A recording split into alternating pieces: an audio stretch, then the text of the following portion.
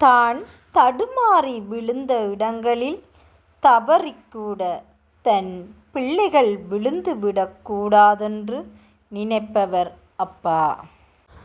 வணக்கம். 24ஆம் திகதி தை மாதம் 2026ஆம் ஆண்டு.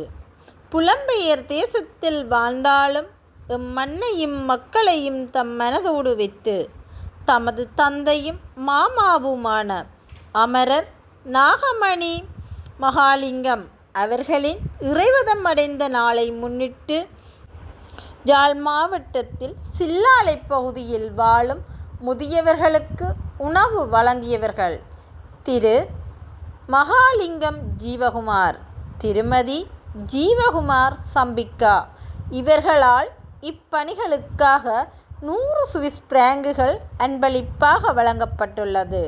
இவர்களை நன்றியுடன் மக்கள் வாழ உதவும் நிர்வாகம் வாழ்த்தி வணங்கி நிற்பதுடன் அன்னாரது ஆத்மா சாந்தியடைய இறைவனை பிரார்த்திக்கின்றோம். நன்றி.